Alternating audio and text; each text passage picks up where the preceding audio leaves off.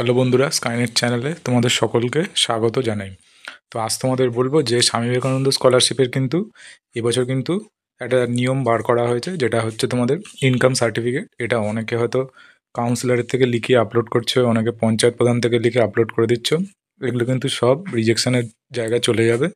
তো তোমরা ভিডিওটা পুরো দেখো, তাহলে বুঝতে পারবে যে ইনকাম সার্টিফিকেটের গুরুত্ব কোনটা, কতটা, আর কোনভাবে করলে বা কীভাবে করলে তোমরা কিন্তু ইনকাম সার্টিফিকেটটা যথাযথভাবে আপলোড করতে পারবে।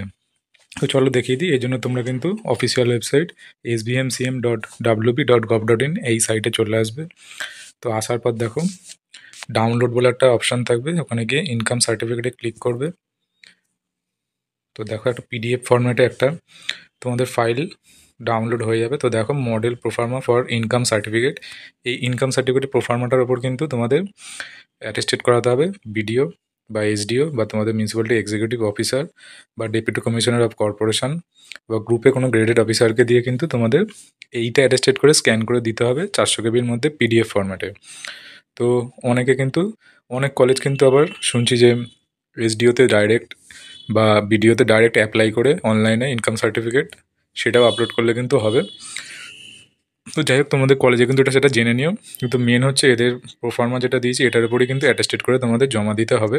তো দেখো এখানে লেখা আছে I certify to the best of my knowledge. তো তোমাদের নামটা দিয়ে দেবে, শ্রী হলে শ্রী, শ্রীমতী হলে শ্রীমতী, কুমারী হলে কুমারী, তোমাদের নামটা দেবে, son of, daughter of, wife of. তোমরা তোমাদের বাবার নাম দিতে পারো বা তোমরা তোমাদের যার হাজব্যান্ড আছে তো তার হাজব্যান্ডের নাম দিতে পারো। তো বাবার নাম বা হাজব্যান্ডের নাম দিতে পারো, অসুবিধা নেই। তারপর তোমাদের ঠিকানা দিতে পারো।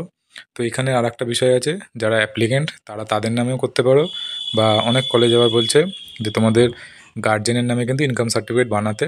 তো সেটাও তোমরা জেনে নিও যে তোমাদের নামে ইনকাম সার্টিফিকেট বানাতে হবে কি তোমার বাবার নামে বা গার্জেনের নামে বা হাজব্যান্ডের নামে বানাতে হবে, সেটা কিন্তু জেনে নিও।